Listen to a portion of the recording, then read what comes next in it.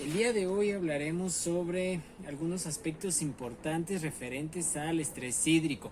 Sabemos que este es un problema que debemos de manejar muy bien todas las personas que cultivamos cactus o suculentas, debido a que esto puede generar diversos mejoras o conocer de este tema nos ayudará en nuestros cultivos, nos ayudará a entender varios procesos y varias cosas que suceden dentro del mundo de los cactus y pues mientras hablamos de esto vamos a realizar unos injertos de el Astrophytum que tuvo el problema del estrés hídrico que vimos anteriormente. Vamos a hablar un poquito respecto, como les había dicho, al estrés hídrico. ¿Y qué es el estrés hídrico? El estrés hídrico se considera que es una demanda mayor o se genera por una demanda mayor de agua a la que se obtiene o a la que está disponible en un periodo de tiempo en específico. Pero el estrés hídrico también no solo se da por la cantidad de agua disponible que nosotros tengamos. También hay otro aspecto que se puede marcar en el estrés hídrico o que marca el estrés hídrico, que es la temperatura y una elevada salinidad. El primero es una demanda de agua mayor a la que se tiene disponible. Es como que un ejemplo, ¿verdad? Es como que ustedes se tengan que tomar 3 vasos de agua diarios, pero en lugar de tener 3 vasos, solo tienen disponibles un vaso. Entonces, esto les genera un estrés, ¿verdad? Y si ustedes fueran una planta que vive, en este caso nosotros cultivamos cactus y suculentas, ¿verdad? Que vive en el desierto. Obviamente esta necesidad de agua se ve afectada no solo por las necesidades que ella tiene, sino por el entorno en el que vive. Entonces, el estrés hídrico en este caso llega a representar un problema mayor. Ahora, hablando de temperatura, ¿por qué la temperatura influye en el estrés hídrico? Temperaturas bajas. Si ustedes van a la nieve, se van a dar cuenta que hay mucha agua. Si ustedes van a la Antártida, se van a dar cuenta que hay mucha agua. Pero ustedes no se pueden tomar esa agua. ¿Por qué? Porque está en estado sólido. Si esta misma agua estuviera en el desierto, si ustedes se dan cuenta, el desierto por las noches es un lugar demasiado frío, que llegan hasta las 0 grados bajos. Puede que haya agua, pero ¿y si está congelada? No es asimilable por la planta. Entonces no nos sirve de nada que haya mucha cantidad de agua. El clima en el cual nosotros tenemos nuestra planta no es el adecuado, las plantas seguirán teniendo ese estrés hídrico, aunque nosotros le estemos aplicando una gran cantidad de agua. Y la otra es una elevada salinidad. ¿Y qué es la salinidad? Las sales, la sal que pueda haber en la tierra. Es muy bien sabido que las sales tienden a generar problemas en la cantidad de fotosíntesis que se realiza, o la cantidad de sales minerales que la planta puede llegar a absorber, los minerales, ¿verdad? Que esta puede llegar a absorber. Entonces, al tener un estrés o al tener un suelo muy salado, la planta va a llegar a tener un estrés hídrico por pérdida de agua. A este de aquí le vamos a quitar las flores, porque igual estas flores no nos sirven de nada y nos están afectando. Ahí está. La verdad solo nos perjudican porque no se puede amarrar bien nuestro cactus. Ahorita sigo. Ya hablamos de que el estrés hídrico se causa por la cantidad de agua disponible y por el clima, el ambiente, muy frío, muy caliente. Obviamente por el calor, ¿verdad? Porque, o sea, si el ambiente es muy caliente no va a haber disponibilidad de agua, o tal vez haya disponibilidad, pero va a ser limitada debido a que se va a evaporar rápido. Bueno, ya hicimos uno. Efecto del déficit del agua está determinado por su intensidad, duración y oportunidad, así también como por la capacidad de las especies para poder superarlo o tolerar este estrés. ¿A qué se refiere la intensidad? Estamos hablando de la intensidad de la sequedad o la intensidad del estrés que sufra la planta. ¿Qué tan fuerte es esa sequía o ese estrés que están recibiendo las plantas? Porque nosotros podemos decir, si la planta tiene un estrés hídrico, ¿por qué? Porque la riego una vez a la semana y donde la tengo tiene mucho sol. Entonces, la intensidad es esa semana, un ejemplo. Pero la intensidad también se ve en qué tanto calor hubo en esos días. Entonces, habíamos hecho ya varios injertos y va de hablar y no nos habíamos dado cuenta que no estaba grabando. Entonces, bueno, vamos a iniciar otra vez. Ya hablamos de su intensidad, si no estoy mal. Entonces, ahora duración se refiere a cuánto tiempo pasa la planta sin agua. Así, ya resumido, lo voy a intentar hacer lo más resumido posible para que no sea un video también tan largo. ¿Qué es entonces su duración? ¿Cuánto tiempo la planta va a pasar en ese estrés? ¿Una semana, 15 días, 20 días? Dependiendo también, obviamente esto se va a ver afectado más en plantas que no son suculentas, ¿verdad? Porque si nosotros dejamos 15 días a una hortensia, que es el ejemplo que no sé si lo mencioné aquí o en el video que se borró o que no grabé, no sé si realmente va a aguantar un periodo tan largo, ¿verdad? Porque pues no está modificada para eso. Entonces su intensidad, su duración se refiere a eso. Y ahora vamos a hablar sobre su oportunidad. ¿A qué se refiere la oportunidad? La etapa fenológica en la cual este estrés hídrico afecta a nuestra planta. ¿Por qué o cómo? Un ejemplo, nosotros tenemos una planta que va a florear y venimos cuidando la flor, todo bien, y de repente se nos olvida regar. ¿Y qué pasa? Esta planta pierde su fruto, pierde su flor. ¿Por qué? Porque llegó un estrés. Entonces la planta dijo, me voy a morir. Entonces se bloquea y ya no florea. Es por eso que se pierden flores de cactus, se pierden flores de suculentas debido a estrés hídrico, ¿cierto? Hay plantas que cuando sienten estrés lo que hacen es florear, como en el caso de los cactus.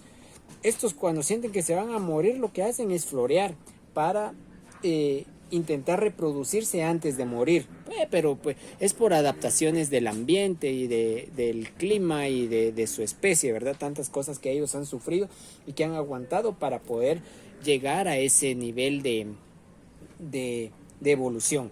Entonces, ya hablamos sobre la intensidad, que es la cantidad o el estrés calculado, ¿verdad? Se podría decir como que en una regla. Hoy recibió 1 centímetro de estrés o digamos el estrés ahorita es de 10 centímetros, el estrés ahorita es de 30 centímetros. ¿Qué tan fuerte es el estrés? Su duración, cuánto tiempo, su oportunidad, en qué momento. Y lo último es cómo está preparada la planta para soportar, o sea, cómo es la planta soportando ese tipo de estrés. Porque, o sea, nosotros tenemos claro, ¿verdad? Que nuestras suculentas, nuestros cactus son buenos para aguantar el estrés hídrico. Son buenos para pasar 15 días sin agua y no les pasa nada. Pero eso no es igual en todas las plantas, eso no es igual. Si ustedes siembran maíz, no es igual al maíz. Si ustedes siembran frijol, si ustedes siembran orquídeas, si ustedes siembran árboles frutales, obviamente cada planta se ve afectada en base a su genética, a su fisiología y en base a sus adaptaciones. Entonces no podemos comparar y decir, en el trópico todas las plantas aguantan la intensidad de estrés hídrico de no sé cuánto, un dato cualquiera. Y cuando realmente depende de la planta, cómo va a aguantar ella ese estrés, ¿verdad? No se puede comparar. Las plantas tienen diferentes tipos de metabolismo. Obviamente, pues dependiendo a sus condiciones, ¿verdad? Donde ellas vivían, las modificaciones que han tenido y todo eso, ellas se han modificado. Los cactus y las suculentas tienen un metabolismo llamado CAM. Todo el resto de plantas tiene un metabolismo C3 o C4. ¿Y qué es el metabolismo CAM? Usted lo puede encontrar como CAM o como MAP. Y significa metabolismo ácido de las crasuláceas, en el cual son adaptaciones que se han hecho a nivel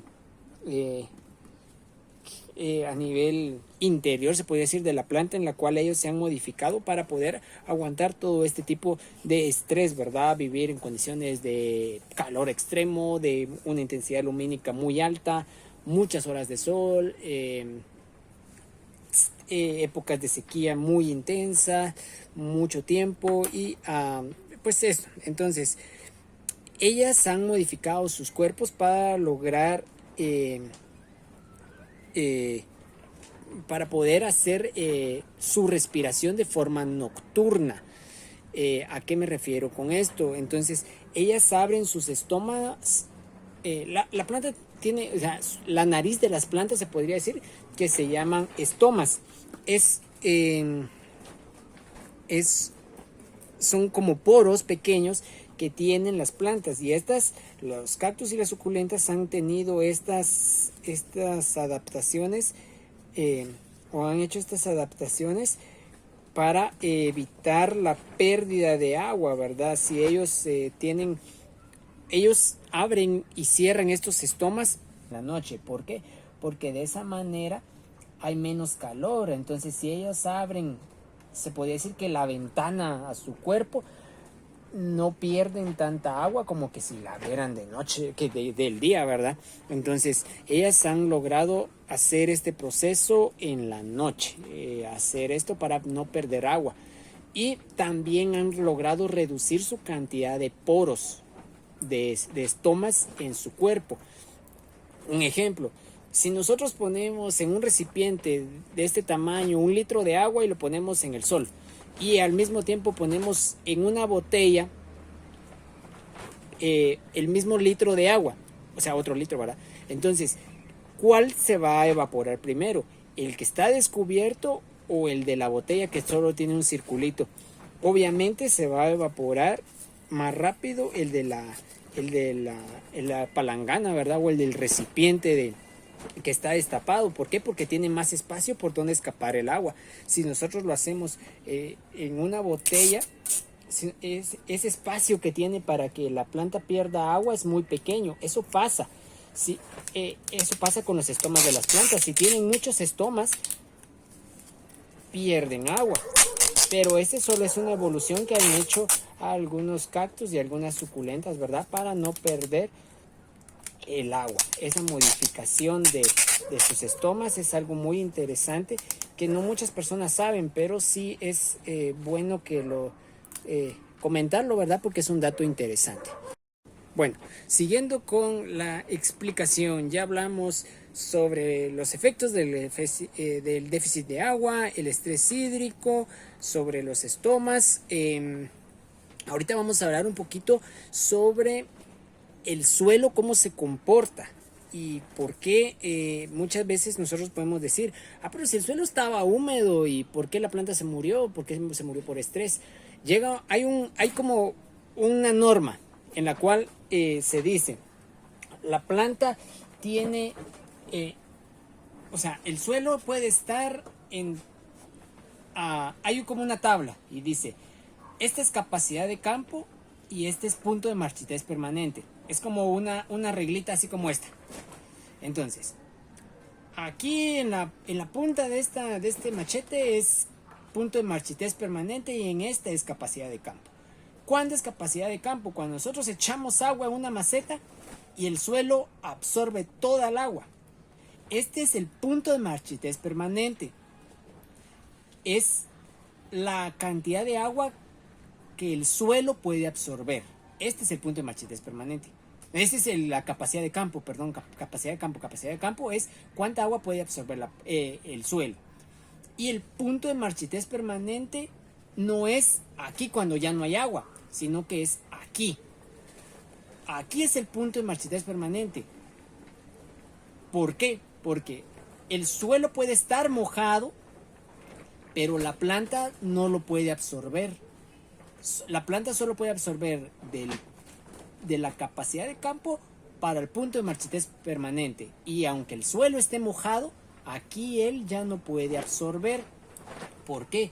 Porque en el suelo se manejan algunas físicas bastante interesantes, entre las cuales podemos mencionar que el suelo tiene un cierto grado de fuerza para retener o detener el agua en su cuerpo, se podría decir. Entonces, la planta tal vez no tiene tanta fuerza para lograr aquí vamos a hacer un injerto de 2 cabezas, si se dan cuenta, por eso lo hicimos así en diagonal. Miren. Bueno, entonces la planta no tiene tanta fuerza como para extraer el agua, aunque el suelo esté mojado. Entonces, es por gusto que nosotros estemos, se podría decir que diciendo, mi suelo está mojado. Obviamente no es como que ese rango del que les estoy hablando no es muy grande tampoco, no es como que es demasiado grande, pero el agua es microscópica y se queda atrapado dentro de los poros de la tierra. Entonces, si nosotros aunque la tierra esté mojada, pero no ha llegado a ese o se ha pasado del punto de marchitez permanente, la planta se va a morir, ¿verdad? Porque miren qué bonito quedó ese. La planta ya no puede absorber esa agua que se tiene ahí. No sé si me expliqué bien o no sé si me entendieron, pero este cactus va a quedar bonito si pega. Ojalá que pegue. Es porque es bicéfalo, entonces lo hice de esta manera. Bueno, y ya para terminar, porque la naturaleza es muy sabia y ella se ha adaptado a estas necesidades que se ven marcadas por el clima o el lugar donde están nuestras plantas, ¿verdad? Entonces, ¿cómo se ha adaptado nuestra planta para, en este caso, nuestros cactus y nuestras suculentas? ¿Cómo están adaptados? A simple vista nosotros lo podemos ver. Sí, las plantas son muy resistentes, pero ¿por qué son resistentes? O sea, no sabemos realmente el por qué, pero en este caso yo se los voy a explicar. Nuestras plantas han logrado mantener una resistencia adecuada a los cambios o a estos estrés hídricos gracias a la evolución que se ha dado a lo largo de los años, ¿verdad? Esto no ha sido de ayer para hoy, que ya las plantas han logrado estar así, han pasado miles de años. ¿Qué adaptaciones tienen nuestras plantas? Vamos a hablar de varios aspectos. Uno, los tricomas. ¿Qué son los tricomas? Los tricomas son estos puntitos blancos que llegan a tener nuestras plantas. Les voy a mostrar les voy a mostrar estos dos. Estos son los tricomas. Los tricomas son estos puntitos blancos que tienen en este caso un Astrophytum myriostigma. Estas manchas blanquitas que tienen les ayudan a protegerse del sol. Estoy leyendo un documento de una ingeniera de México que hizo un estudio en el cual ella evaluó qué tanta pérdida de agua o qué tanto ayudaba estos estigmas o estos tricomas a las plantas. Ella lo hizo con Astrophytum myriostigma. Es una tesis para maestría muy bonita, muy interesante. Ella le quitó estos tricomas a las plantas y determinó que es fascinante la ayuda que estos tricomas tienen en las plantas para aguantarlos para ayudarlos a aguantar esta intensidad de luz, este calor o esta pérdida de agua. Si cuando estas plantas no tienen estos tricomas, tienen una menor cantidad de fotosíntesis, reducen la clorofila, entonces la planta ya no crece, ya no desarrolla, porque ella se está como que defendiendo, ¿verdad? Si ella se detiene, si la planta se detiene y ya no trabaja, ya no pierde agua, ¿verdad? Ya no gasta la poca que tiene, ya no la gasta para poder sobrevivir porque ya la tiene ahí. Entonces, esto es algo muy interesante. Otro factor que ayuda a nuestras plantas son las espinas. Las espinas le ayudan a la planta a defenderse de la intensidad lumínica o del sol. Aunque parezca absurdo, así es. O sea, las espinas son modificaciones no solo para defender el agua que tienen las plantas de depredadores, sino también para defenderse de los rayos del sol. ¿Y por qué pasa esto? Esto es como que les hace sombra, ¿verdad? Hasta cierto punto. Y es por eso que nosotros vemos plantas en estado natural que tienen unas espinas muy grandes comparadas con las espinas que puede llegar a tener un cactus como este o las que puede llegar a tener un cactus como este. Las espinas son pequeñas en este caso porque son cultivadas. Ellas reciben una iluminación diferente, entonces ellas no necesitan esa defensa tan grande contra el sol.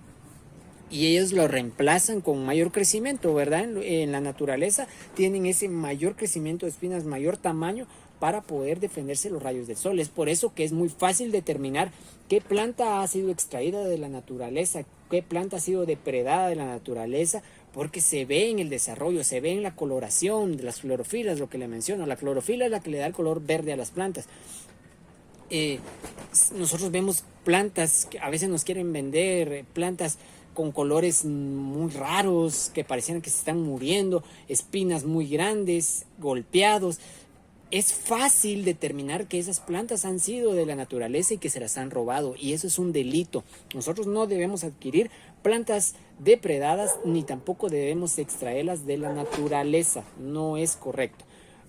¿Por qué? Hasta cierto punto es ilógico traerlo. ¿Por qué? Digamos, este es un Astrophytum myriostigma. Imagínense que yo lo hubiera encontrado en el desierto allá en Coahuila o en... no sé, va. La cosa es que él estaba acostumbrado a ciertos factores climáticos, diferente intensidad de luz, en el agua estaba acostumbrado a una intensidad, una duración, una oportunidad diferente a la que yo le brindé. Entonces, ¿qué pasa? Se me muere. Y es por eso que esas personas dicen, no, yo encontré un cactus tirado, dice, lo salvé y se me murió.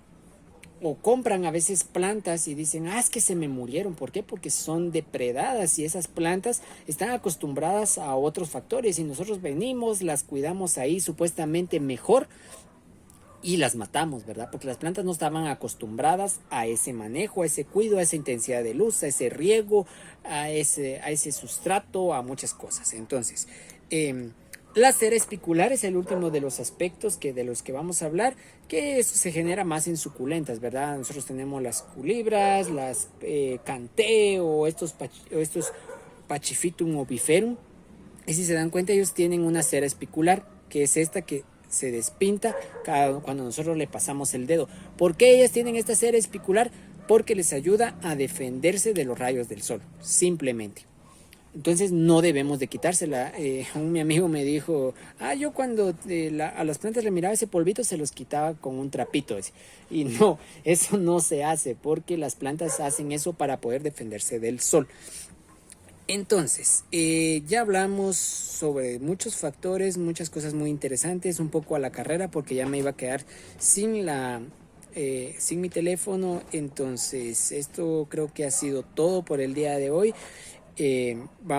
Hicimos 3, 6, 7, 8 injertos ahorita, pero vamos a tener que realizar más puesto que nos quedaron ahí algunos todavía, y aquí tenemos unos Tiger para injertar. Entonces esto ha sido todo por el video de hoy. Espero que les haya gustado, que les sirva, que es un poco interesante hablar sobre todos estos aspectos. Si tienen alguna duda o sugerencia, por favor hacerlo en la caja de comentarios. Si les gustó el video, por favor darle me gusta y compartirlo si así lo desean, y que se suscriban, ¿verdad? Me ayuda mucho que ustedes se suscriban, que apoyen mi canal, pues puesto que de esta manera sé que mi contenido no va a quedar solo en un intento y que lo que yo quiero expresar va a llegar a muchas personas. Entonces esto ha sido todo por el video de hoy. Espero que les haya gustado y hasta la próxima.